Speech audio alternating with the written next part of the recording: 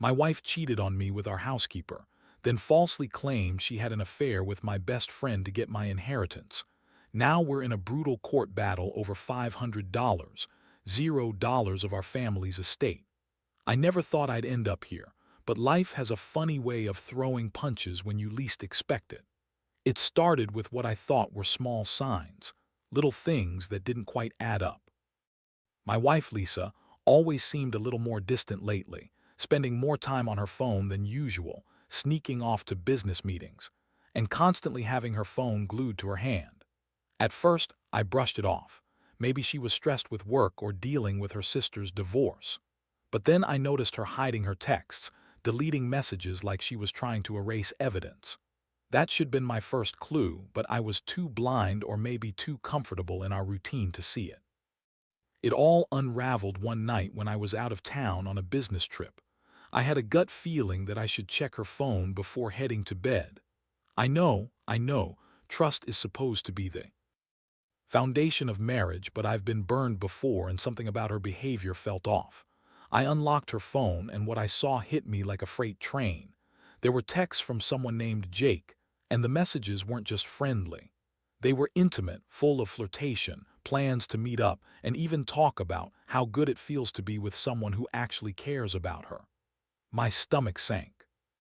I saw pictures, her in the bathroom mirror half-dressed with captions about how she's missing me but having fun. I couldn't believe it. My wife, the woman I loved, was cheating on me with our housekeeper, Jessica. Jessica was a woman I thought I knew, quiet, always respectful. I'd never suspected her of anything, especially not this. The betrayal hit hard, and I felt a mixture of rage, heartbreak, and confusion. How long had this been going on? Were there more people involved? My mind was racing. I felt like I'd been punched in the gut and I couldn't breathe. I had to process this alone, so I stayed up all night, staring at those messages, trying to understand how my life had come to this point. The next morning, I confronted Lisa. I knew I had to face her even if I didn't want to. I was furious, but I kept my voice steady. I showed her the messages, and her reaction was pure bullshit. She looked at me, eyes wide with fake innocence, and then she started lying, saying it was all a misunderstanding, that Jake was just a friend, that I was overreacting, and that I was paranoid. She told me I was crazy for thinking she'd do something so stupid. But I wasn't born yesterday. I knew what I saw, and I knew her too well. The way she tried to deny everything only made me angrier. This wasn't some innocent flirtation, this was full-blown cheating. I felt like my world was collapsing. The woman I married, the person I trusted with my life, was out there screwing around behind my back. It wasn't just about the sex. It was the betrayal, the lies, the fact that she'd been sneaking around for who knows how long. And Jessica, she was just the tip of the iceberg. I started questioning everything, her loyalty, her honesty, her very love. How could she do this to me? How could she lie so easily? I was hurt, but I was also furious. I wanted to make her pay. I didn't know exactly what that looked like at the time, but I knew I wouldn't let her get away with it, not without consequences. In that moment, I realized my entire marriage was a house built on lies. The trust I'd thought we had was shattered. I kept replaying the images, the words, the betrayal. I felt lost, betrayed, and more alone than I ever had in my life. Whatever was coming next, I knew one thing for sure. I wasn't going to pretend anymore. I was done pretending everything was fine. This was the beginning of a long, brutal fight to get my life back. I didn't know how I'd do it, but I knew I couldn't stay silent. Things were about to change, and Lisa was about to find out just how deep my resolve was. The confrontation didn't end there, of course. After I showed her the messages, Lisa's face twisted into this fake, manipulative smile, like she thought she could talk her way out of it. She started spinning her usual lies, saying I must have gotten it all wrong, that Jessica was just a friend, and that I was overreacting because I was stressed or insecure. She even had the nerve to say, "You're imagining things, John. You always jump to conclusions. Maybe I should be the one asking questions about your late nights at the office or those weird texts you've been hiding." That was her way of flipping everything around, making me the crazy one. But I wasn't buying it anymore. I saw through her bullshit. I told her I wasn't going to listen to her lies anymore. I told her I knew about the affair and I wanted the truth. Her eyes flickered with panic, but she quickly recovered her composure. "You're being ridiculous," she snapped. "Jessica is just a housekeeper. She's like family. You're overreacting because you're insecure. Maybe you should get some help, John." That's when I felt my blood boil. The way she said, "like family," like she was trying to make me think I was crazy for even suspecting her, made me realize just how good she was at lying.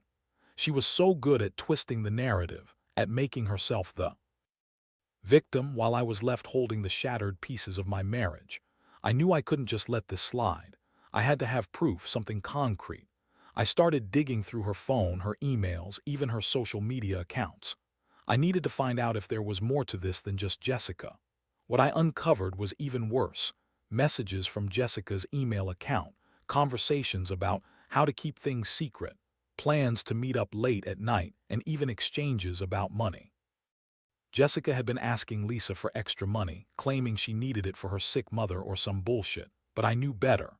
Jessica wasn't just some innocent housekeeper, she was a player in this whole mess. And Lisa was right in the middle of it. The emotional toll was brutal. I felt like I was losing my mind. One minute I was furious, ready to tear everything apart. The next, I was devastated, questioning everything I thought I knew about my wife. I kept replaying the moments when Lisa was sweet, caring, and loving. Was that all a lie? Did she ever really love me? Or was I just some fool she married for convenience and money? The betrayal cut so deep.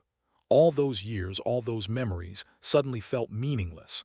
I'd built my life around her, and now I was staring at the ruins. I couldn't help but cry sometimes, feeling like I'd been punched in the gut every time I remembered her lies. I knew I had to decide what to do next.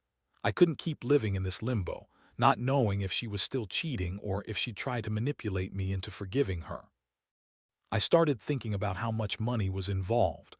Our estate, the inheritance she wanted to claim, the money she'd been asking Jessica for. I realized that her lies weren't just about cheating. They were about control, greed, and power. She had a plan to take everything from me, and I couldn't let that happen. I decided I'd gather all the evidence I could, photos, messages, financial records, and prepare for a fight. I knew this wasn't just about ending the marriage. It was about protecting what was mine. I was furious at her, but I also felt a strange sense of clarity. I wasn't going to let her win, not without a fight, after I decided I wasn't going to let her manipulate me anymore. I started planning my next move. I knew I had to be smart about this. Lisa was slick, she always was. She had a way of spinning things, making it seem like she was the victim, and I had to be prepared for her next move. I spent the next few days secretly collecting everything I could find. Her emails, bank statements, hidden receipts, even her phone backups. I wanted undeniable proof, not just of the affair, but of her entire scheme to manipulate the estate and turn everything against me. During this time, Lisa was acting even more bitchy and entitled. She'd throw tantrums over the smallest things, insisting I was overreacting and that I was jealous or paranoid. She'd call me insecure, say I was losing my mind.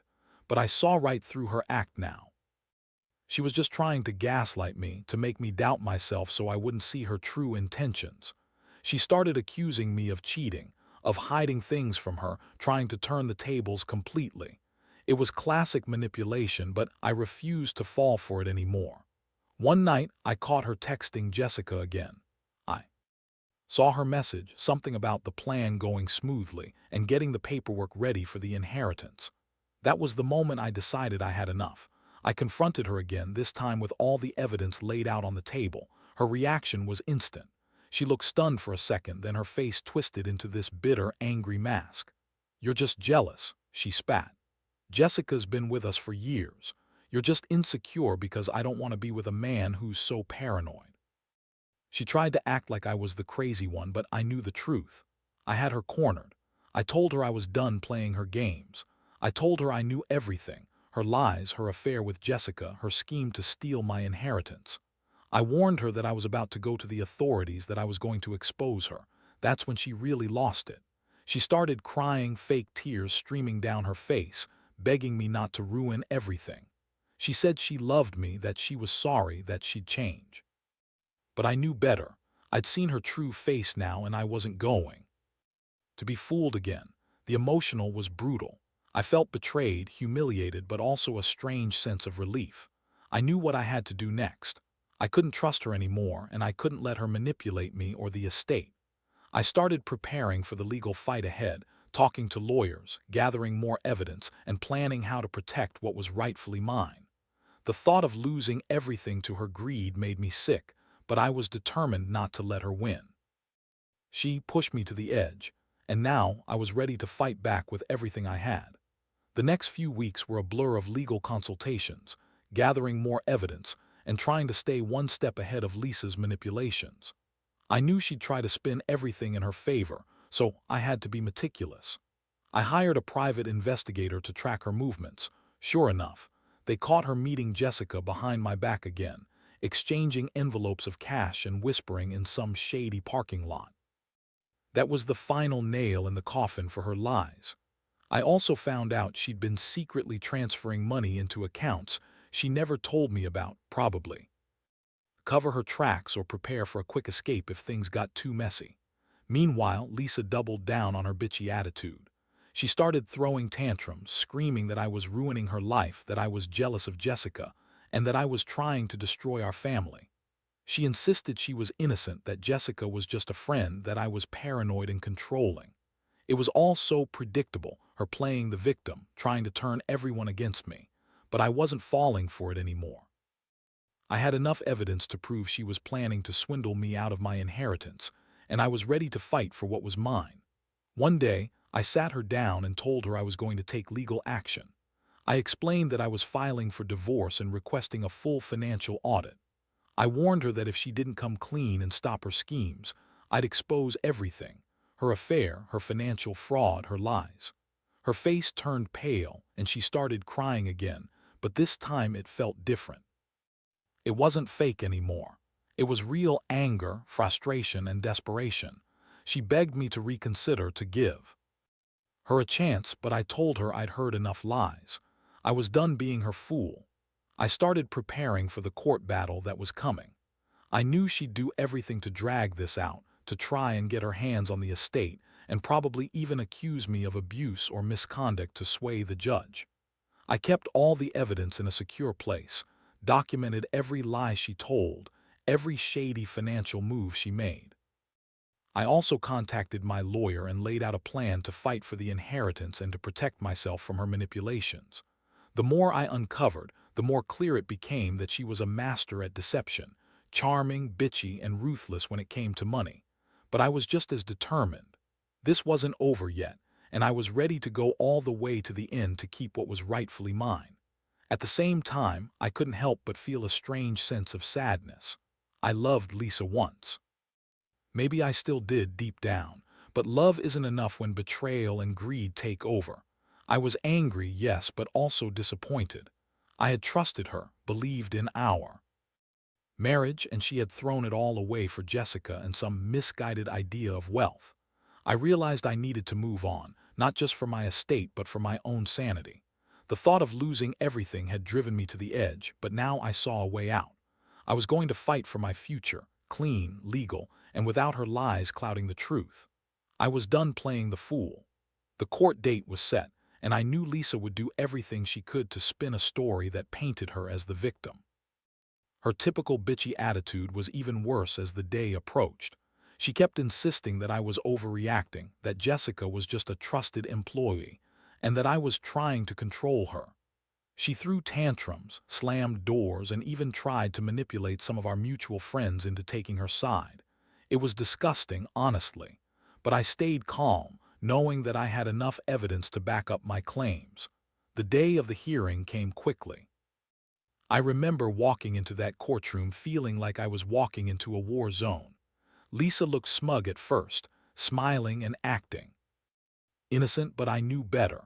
As my lawyer laid out the evidence, screenshots of her affair with Jessica, financial transactions, witness statements, her expression started to falter.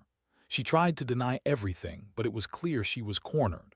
Her lies weren't holding up under cross-examination. Jessica was called to testify, and her testimony confirmed everything I'd suspected. Lisa had been orchestrating this entire scheme for months, planning to take my inheritance and run. It was a brutal process. Lisa's lawyer tried to spin her story, claiming she was innocent, that I was an untrustworthy husband who was paranoid and controlling. But the judge wasn't buying it. The evidence was overwhelming. I felt a strange mix of relief and anger as the judge announced the verdict. Lisa was ordered to pay back the stolen money, and the court awarded me full control over the estate. My heart was pounding, but I felt a weight lift off my shoulders. After months of lies, betrayal, and emotional hell, justice was finally being served. The aftermath was just as intense. Lisa was furious. She yelled, she cried, she tried to threaten me, but it was all meaningless now.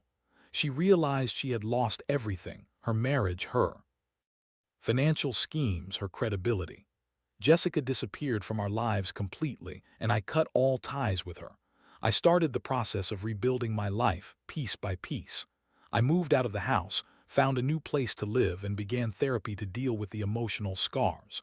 I wasn't perfect, and I knew I'd carry the pain of this betrayal for a long time, but I was determined to move forward.